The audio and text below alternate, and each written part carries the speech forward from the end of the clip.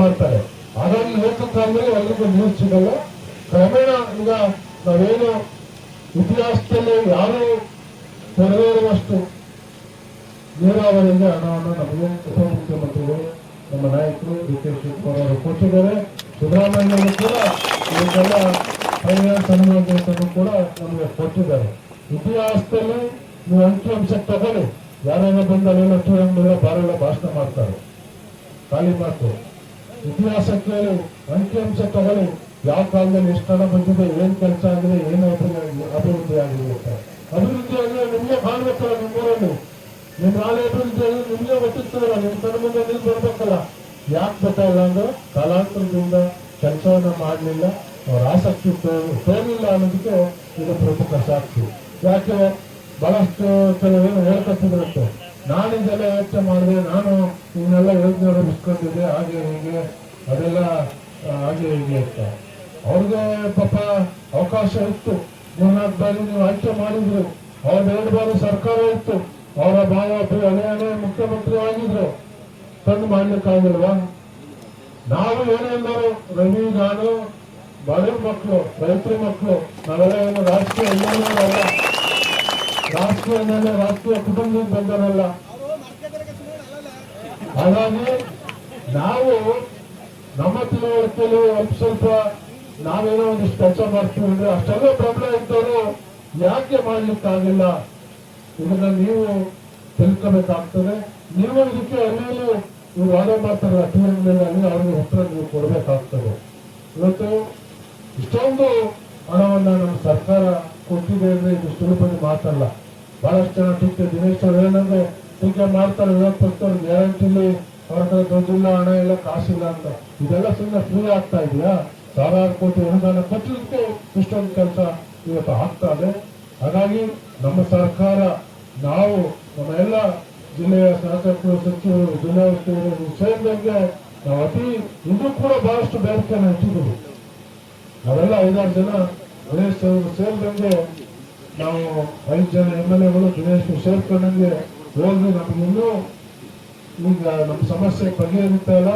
ನಮಗೆ ಇನ್ನೂ ಬಹಳಷ್ಟು ದೊಡ್ಡ ದೊಡ್ಡ ನಾಲೆಗಳು ಆಧುನೀಕರಣ ಆಗ್ಬೇಕು. ಯಾಕಂದ್ರೆ ನೀರು ಸ್ಪೀಡ್ ಆಗಿ ಬಂದ್ರೆ ನಿಮ್ಗೆ ಥೈಲ್ಯಾಂಡ್ಗೆ ನೀರು ತರ್ತದೆ, ಇಲ್ಲ ಅಂದ್ರೆ ನೀರು ಬರಲ್ಲ. ಹಾಗಾಗಿ ಮುಂದಿನ ಕಂತಲ್ಲಿ ಈಗ ಬೇಕಾದಂತ ಏನು ಅನುದಾನಕ್ಕೆ ನಾವು ಬೇಡಿಕೆಯನ್ನು ಈಗಾಗಲೇ ಇಟ್ಟಿದ್ದೀವಿ. ಆದಷ್ಟು ಒತ್ತಾಯ ಮಾಡಿ ನಾವು ಹೇಗಾದ್ರೂ ಮಾಡಿ ಮನವೊಲಿಸಿ ಬೇರೆ ಕಾಡು ತಗೊಬಂದು ಅಭಿವೃದ್ಧಿಯನ್ನು ಮಾಡ್ತೀವಿ. ಆದ್ರೆ ನಿಮ್ಮ ಋಣವನ್ನು ಇವತ್ತು ನಾವು ತೀರಿಸ್ತಾ ಇದ್ದೀವಿ. ಯಾವ ಒಂದು ಸಮಯಕ್ಕೆ ನಿಮಗೂ ಸ್ವಲ್ಪ ಉಪಕಾರ ಸ್ಮರಣೆ ಇರಲಿ ಅನ್ನುವಂಥದ್ದು ನನ್ನ ಮನವಿ. ಯಾಕಂದ್ರೆ 1000 ಕೋಟಿ ಅನುದಾನ ಕೆಲಸ ಮಾಡ್ತಾರೆ, ಬಹಳಷ್ಟು ಕನಸಿಟ್ಕೊಂಡು ಕೆಲಸ ಮಾಡ್ತಾರೆ. ಆದ್ರೆ ಯಾವುದೋ ಎರಡು ಕಣ್ಣೀರು, ಯಾವುದೋ ಎರಡು ಭಾವನಾತ್ಮಕ ಮಾತು ನಮ್ಮ ಜನರ ನೋವು ಮಾಡಿ ಆ ಇಡೀ ವ್ಯವಸ್ಥೆಯನ್ನ ಬುಡಮೇಲವನ್ನ ಮಾಡುವಂತ ವ್ಯವಸ್ಥೆ ಕೂಡ ಬಂದಿರ್ತದೆ.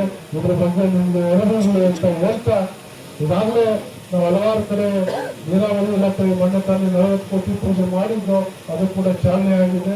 ಈ ಭಾಗದಲ್ಲಿ ಇವತ್ತು 82.5 ಕೋಟಿಗೆ ಇವತ್ತು ಕಾಮಗಾರಿ ಚಾಲನೆ ಆಗಿದೆ. ಮೊದಲು ನಮ್ಗೆ ಯಾಕೆ ಇದನ್ನ ತುರ್ತಾಗಿ ಮಾಡುದು ಅಂದ್ರೆ ಉಳಿತದ್ದು ಬಹಳಷ್ಟು ಬೇಗ ಮಾಡಬೇಕು, ಮಳೆ ಬಂದ್ಬಿಟ್ಟು ಯಾವಾಗ ಉಳಿತಾಗಲ್ಲ ಅಂತ ಇವತ್ತು ಮೊದಲನೇ ಹಂತದಲ್ಲಿ ಚಾಲನೆಯನ್ನ ಮಾಡಿದ್ದೀವಿ. ಈ ಕೆಳಗಡೆ ಏನು ಸೂರ್ಯಕೆರೆ ಬಯಲಿನ ಆಧುನೀಕರಣ ಕಾಮಗಾರಿಗಳನ್ನು ಅದು ಅತಿ ಶೀಘ್ರದಲ್ಲೇ ಪ್ರಾರಂಭವನ್ನ ಮಾಡ್ತಾ ಇದ್ದೀವಿ. ಮತ್ತೆ ಎಬಕಾರಣ ನಮ್ಮ ಈ ಭಾಗದಲ್ಲೂ ಕೂಡ ಬಹಳಷ್ಟು ಡಿಸ್ಟ್ರಿಬ್ಯೂಟರ್ಗಳನ್ನ ಚಾಲನೆಯನ್ನ ಮಾಡಬೇಕು. ಯಾಕಂದ್ರೆ ನಿಮಗೆ ನೀರು ತುಂಬಿಕೊಳ್ಳಲು ಆಗ್ತಾ ಇಲ್ಲ, ಅದು ಅಂತ ಬಹಳಷ್ಟು ಜನ ಕಂಪ್ಲೇಂಟ್ ಮಾಡ್ತೀವಿ.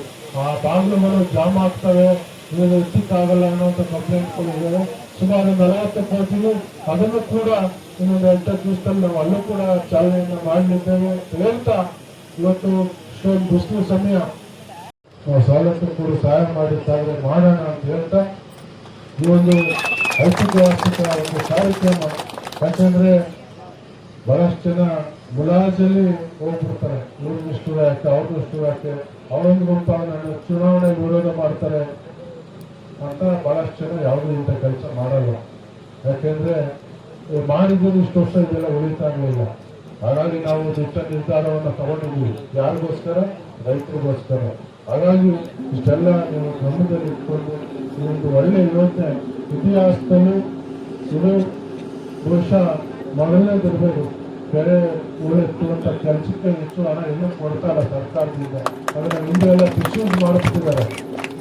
ಕೆರೆ ಉಳಿಸುವ ವಿಚಾರದಲ್ಲಿ ಬಹಳಷ್ಟು ದುರುಪಯೋಗ ಪಡಿಸ್ಕೊಂಡಿದ್ದಾರೆ ಅಂತ ಹೆಚ್ಚು ಇನ್ನೂ ಕೊಡ್ತಾ ಇಲ್ಲ. ನಮ್ಮ ಪುಣ್ಯ ನಮ್ಮ ಸರ್ಕಾರದಲ್ಲಿ ಇವತ್ತು ಇದಕ್ಕೆ ಹಣವನ್ನು ಕೊಟ್ಟಿದ್ದಾರೆ. ಇಷ್ಟೊಂದು ಜಮೀನನ್ನು ಕೂಡ ನಾವು ತೆರವುಗೊಳಿಸಿ ಇವತ್ತು ರೈತರಿಗೆ ಯಾವಾಗ ಶಾಶ್ವತವಾಗಿ ವರ್ಷ ಇಡೀ ಸೂರ್ಯಕರಲ್ಲಿ ನೀರು ಇರುವಂತ ವ್ಯವಸ್ಥೆಯನ್ನು ನಾವು ಮಾಡ್ತೇವೆ. ಈ ಬಯಲಿನ ಮತ್ತು ಅಕ್ಕಪಕ್ಕದ ಎಲ್ಲ ಗ್ರಾಮದವರೆಗೂ ಬೇರೆಯವರುಗಳು ಅಂತರ್ಜಲ ವ್ಯತ್ಯಯ ಆಗ್ತದೆ, ನಿಮಗೆ ನಿರಂತರವಾಗಿ ನೀರು ಸಿಗ್ತದೆ ಅನ್ನುವಂಥ ಮಾತನ್ನು ಹೇಳ್ತಾ ಇನ್ನು ಬಹಳಷ್ಟು ಹೇಳಿವೆ. ಆದರೆ ಊಟದ ಸಮಯ 3 ಗಂಟೆ ಆಗ್ತಾ ಇದೆ. ಇನ್ನೊಮ್ಮೆ ಬೇರೆ ಸಮಯದಲ್ಲಿ ಮಾತಾಡೋಣ ಅಂತ ಹೇಳ್ತಾ ಇವತ್ತೆಲ್ಲ ನಮ್ಮ ಮುಖಂಡರು ಬಂದು ಕಾರ್ಯಕ್ರಮಕ್ಕೆ ಸಾಕ್ಷಿಯಾಗಿದ್ದಾರೆ, ಯಶಸ್ವಿಗೊಳಿಸಿದ್ದಾರೆ.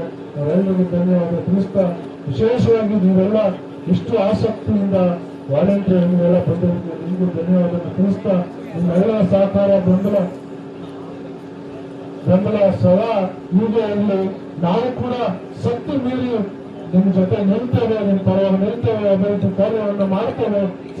ನಮ್ಮ ಸರ್ಕಾರ ನಿಮ್ಮ ಜೊತೆ ಇರ್ತದೆ ಅನ್ನುವಂಥ ಮಾತನ್ನು ಹೇಳಿ ಎಲ್ಲರಿಗೂ ಒಂದ್ಸಿ ನಮ್ಮ ಕೂರ್ಚನೆ ಅಲ್ಲಿಗೆ ನಮಸ್ಕಾರ. ಸಿಎಂ ಇನ್ನೊಂದ್ ಸ್ವಲ್ಪ ಸೈನ್ ಆಗ್ತಾರೆ 200 ಕೋಟಿಗೆ ಉದಯ್ ಜನ ಬೆಂಬಲ. ನೀವು ಸುಮ್ ಕೂತಿರ್ತೀರಿ ಹಿಂಗೆ. ಅವ್ರಿಗೆ ಅನ್ಸುತ್ತೆ ಏನಂದ್ರೆ ಉದಯ್ ಜನ ಬೆಂಬಲ ಇಲ್ವಾ ಅಂತ ಮನ್ಸಲ್ಲ ಅನ್ಸಲ್ವಾ? ಹೊಡಿಬೇಕು. ನೀವೆಲ್ಲ ಯಾಕೆ ಬಂದವ್ರೆ? ನಿಮ್ಗೆ 106 ಕೋಟಿ ಕೆಲಸ, ಕೆರೆ ಅಭಿವೃದ್ಧಿ ಮಹಾರಾಜರಾದ್ಮೇಲೆ ಕೆರೆ ಅಭಿವೃದ್ಧಿ ಆಗ್ತಿರೋದೇ. ಈಗ SM ಕೃಷ್ಣವ್ರು 11 ಕೋಟಿ ಕೊಟ್ಟಿದ್ರು, ಮಳೆ ಬಂತು, ಅಭಿವೃದ್ಧಿ ಆಗಲಿಲ್ಲ. 89 ಕೋಟಿ ಯಾರ ಕೈಲಾಗುತ್ತೆ ತರಕ್ಕೆ? ತಂದಿರೋ ತೋರಿಸಿ ನೋಡೋಣ. 500 ಕೋಟಿ ತಂದಿರೋ ಏಕೈಕ ಗಂಡು ಮತ್ತವ್ರಿಗೆ ಕಾವೇರಿ ನಗರದಿಂದ ಉದಯ್ ಮಾತ್ರ. ಭಾಷಣ ನಾನು ಕಿಲೋಮೀಟರ್ ಗಟ್ಟಲೆ ದಿನಗಟ್ಟಲೆ ಹೊಡಿತೀನಿ. ಬಂದಿದ್ ಭಾಗ್ಯ ಏನು?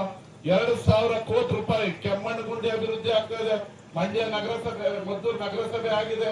ಮದ್ದೂರಿನ ಪ್ರತಿ ರೋಡ್ ಅಭಿವೃದ್ಧಿ ಆಗ್ತಿದೆ. ರೋಡ್ ಅಭಿವೃದ್ಧಿ ಆದ್ರೆ ನನಗೇನು ಅಂದ್ರೆ, ನೀವು ಅಲ್ಲಿಂದ ಇಲ್ಲಿ ಬರ್ಬೇಕಾದ್ರೆ 20 ನಿಮಿಷದಲ್ಲಿ ಬರ್ತೀರಿ. ರೋಡ್ ಆಗಿರೋದ್ರಿಂದ ಪೆಟ್ರೋಲ್ ಉಳಿತು. 200 ರೂಪಾಯಿ ಪೆಟ್ರೋಲ್ ಹಾಕ್ಬೇಕಾಯ್ತು ಮೊದಲು. ಈಗ 100 ರೂಪಾಯಿ ಬಂತು. 100 ರೂಪಾಯಿ ದಿನ ಉಳಿದ್ರೆ 3,000 ರೂಪಾಯಿ ತಿಂಗಳಿಗೆ ಲಾಭ ನಿಮ್ಗಲ್ವಾ? ನಾನು ಬರೋದು 6 ತಿಂಗಳು 3 ತಿಂಗಳು 500. ಹಾಗೆ ರೈತರಿಗೆ ಅಭಿವೃದ್ಧಿ ಆಗ್ತಾರೆ. ಈ ಕೆರೆಯ ಅಭಿವೃದ್ಧಿಯನ್ನ ಮಾಡ್ತಾ ಇದ್ದಾರೆ. ಮದ್ದೂರನ್ನ ನವ ನಿರ್ಮಾಣ ಮಾಡಬೇಕು ಅಂತ ಪಣ ತೊಟ್ಟು ಹಗಲು ರಾತ್ರಿ ವಾರಕ್ಕೆ 5 ದಿನ ಇಲ್ಲೇ ಇದ್ದು ಇಡೀ ರಸ್ತೆ, ಇಡೀ ಕಾಲುವೆ, ಇಡೀ ಊರನ್ನ ಅಭಿವೃದ್ಧಿಯನ್ನ ಮದ್ದೂರಿನಲ್ಲಿ ಮಾಡ್ತಾ ಇದ್ದಾರೆ. ಇತಿಹಾಸದಲ್ಲಿ 75-80 ವರ್ಷ ಆಯ್ತು. ಬಹಳ ಅವರು ಪಾಪ ಮಾತಾಡೋದು ಕಡಿಮೆ. ಹಾಗಾದ್ರೆ ಮಾತಾಡೋದು ಕಡಿಮೆ ಅಂದ್ರೆ ಕೆಲಸ ಮಾತ್ರ ಜಾಸ್ತಿ. ಆ ಜಾಸ್ತಿ ಕೋಪ ನಿಮಗೇನೋ ಅನ್ಸ್ಬೋದು, ಏನು ಉದಯ ಹಿಂಗ್ ಮಾಡ್ತಾರೆ ಅಂತ. ಆದ್ರೆ ಕಾಮಗಾರಿ ಮಾಡ್ತಾ ಇದೀವಿ, ನೀವು ಇನ್ನೂ ಒಪ್ಕೋತಾ ಇಲ್ವಲ್ಲ ಅನ್ನೋ ಒಂದು ಬೇಸರ ಇರ್ತದೆ. ಕಾಮಗಾರಿಗಳು ಇವತ್ತು ಮದ್ದೂರಿನ ಮೂಲೆ ಮೂಲೆಯಲ್ಲಿ ನಡೀತಾ ಇದೆ. ಮದ್ದೂರನ್ನ ನವ ನಿರ್ಮಾಣ ಮಾಡ್ತಾ ಇದ್ದಾರೆ. ಇಡೀ ಮದ್ದೂರನ್ನ 5 ವರ್ಷ ನೀವು ನನಗೆ ಓಟ್ ಹಾಕಿದ್ರ, ಹೆಚ್ಚಿನ ಲೀಡ್ ಕೊಟ್ಟಿದ್ರ, ಈ ಮದ್ದೂರನ್ನ ಅಭಿವೃದ್ಧಿ ಮಾಡಬೇಕು ಅಂತ ಹೇಳಿ ಇಡೀ ಮದ್ದೂರನ್ನ ಅಭಿವೃದ್ಧಿಯನ್ನ ಮಾಡ್ತಾ ಇದ್ದಾರೆ.